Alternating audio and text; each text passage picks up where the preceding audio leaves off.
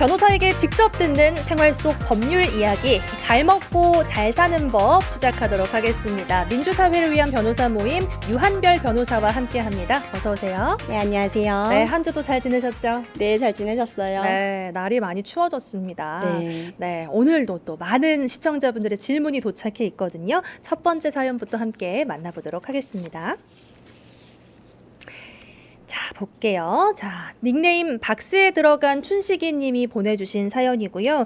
얼마 전에 광주의 한 구의원이 불법 현수막을 신고한 민원인에게 직접 연락한 사건이 있었는데 지자체 등이 개인정보를 보호할 의무가 어느 정도 있는지, 그리고 또 이를 위반하면 어떤 처벌을 받나요? 라는 질문을 주셨어요. 우리 뉴스에서도 많이 봤던 얘기잖아요. 네, 그렇죠. 이게 얼마나 심각한 거냐면 아마 이제 언론인이셔서 잘 아실 거예요. 취재원 빈입건 있잖아요. 그렇죠. 예, 취재원의 신원을 우리가 잘 보호를 해줘야만 이제 공익적인 제보도 많이 받고 그럴 수 있잖아요. 네. 민원도 마찬가지입니다. 민원도 민원인의 신원을 잘 보호해줘야만 공익적인 민원을 많이 받아서 우리가 더 발전할 수가 있는 건데요. 네.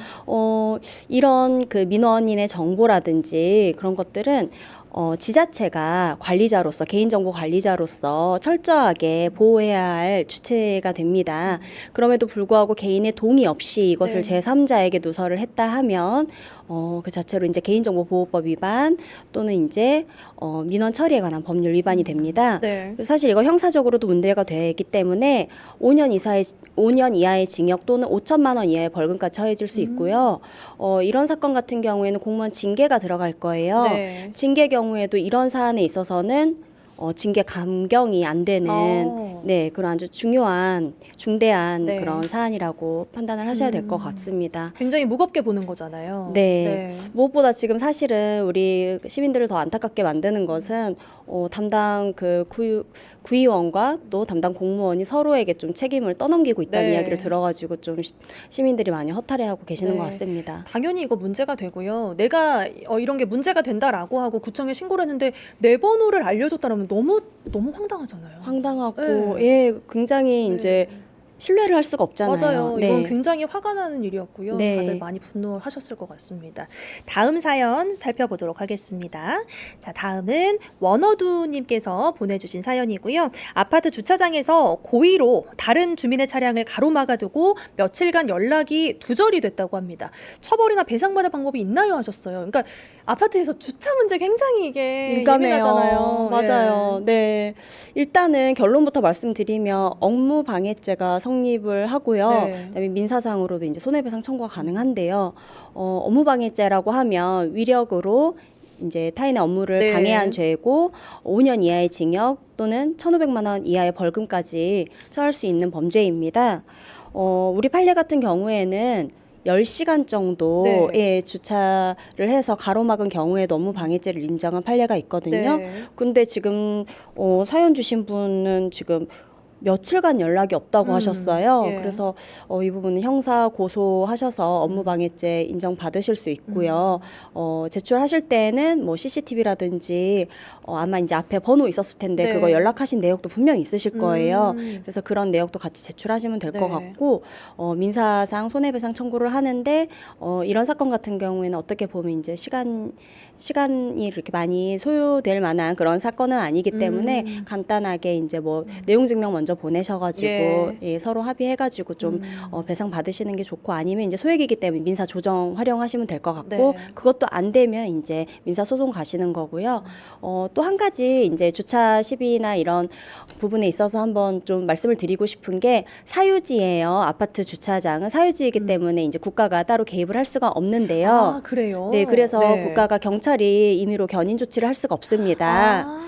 그렇기 때문에 아파트에 네. 그 관리 규약이 있거든요. 아파트마다 네. 관리 규약에서 관리사무소가 견인을 조치할 수 있는 그런 규약이 있는 아파트들이 있기 때문에 네. 우리 아파트에 그런 관리 규약이 있는지 없다면 그런 부분을 조금 보강해서 앞으로 주민 간에 이런 일이 많이 발생하지 않도록 미연에 방지할 수 네. 있는 예, 그런 방지책들을 한번 강구하시는 것도 좋을 것 같습니다. 네. 이게 보니까 경찰이 와도 강제로 뺄 수 없단 말씀인 거잖아요. 강제로 뺄 수는 없습니다. 와, 그건 처음 한 사실이에요. 입건만 하고 네. 이제 어떻게 보면 직접 강제가 아니라 그렇게 되면 간접 강제 정도가 네. 되겠죠.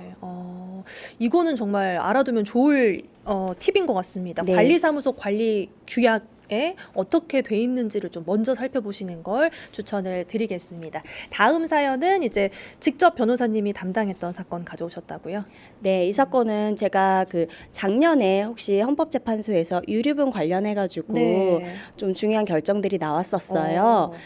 형제자매 유류분권을 없애고 기여분이라든지 아니면 뭐 유류분 상실 제도가 없는 부분에 있어서 헌법 불합치 결정이 난 부분이 있는데 제가 맡았던 사건은 사실은 이 결정이 있기 전이었기 때문에 굉장히 안타깝게 도움을 못 받은 사건인데요. 네. 그래서 이제는 도움을 받을 수 있기 때문에 그 부분에 대해서 설명을 좀 드리고 싶어서 나왔습니다. 좋습니다. 네, 유류분권이라고 하면 네.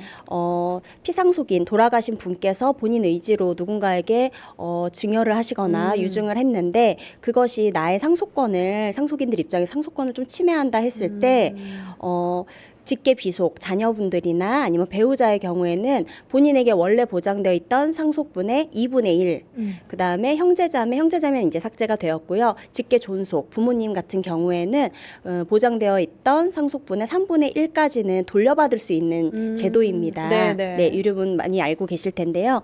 근데 이 유류분의 제도가 좀 그동안 문제가 있었던 게 예를 들면 불효하는 자식들 있잖아요. 네. 부모와 연을 끊는다든지 네. 부모에게 폐륜적인 일을 한다든지 그런 자녀들에게조차도 유류분권이 무분별하게 인정되어 있었기 때문에 부모님을 열심히 봉양하고 마지막까지 지켜드린 자손에게 그 부모님 입장에서는 그 재산을 물려주고 싶잖아요. 네. 그렇게 하셨는데 부모님 돌아가신 다음에 갑자기 형제자매가 나타나서, 그러니까 자녀의 형제자매가 나타나서 우리도 자식이니까 유류분권 행사하겠다 해서 가져가는 경우가 많았거든요. 네네. 그런데 우리 헌법재판소에서 헌법 불합치 결정을 해서 2025년 12월 말까지 개정하도록 촉구하였는데요. 아직까지 개정됐다는 소식은 못 들었지만 어쨌든 앞으로 이제 있을 유류분 소송에 있어서는 본인이 부모님을 위해서 특별히 부양을 했다면 그러한 기여분도 인정이 될 수 있고 본인이 만약에 폐륜적인 짓을 저지르거나 부모에 대해서 좀 중대한 범죄 행위를 저지른 경우에는 유류분 상실이 될 수가 있기 때문에 인정을 못 받을 수 있다. 이런 부분 조금 기억하시면 될 것 같습니다. 네, 알겠습니다. 저희가 들어는 봤지만 사실 세세한 내용은 몰랐던 부분이 바로 상속 관련된 유류분 관련된 이야기였는데요. 오늘 또 그 부분까지 시원하게 짚어주셨습니다. 오늘 잘 먹고 잘 사는 법은 여기까지 듣겠습니다. 고맙습니다. 감사합니다.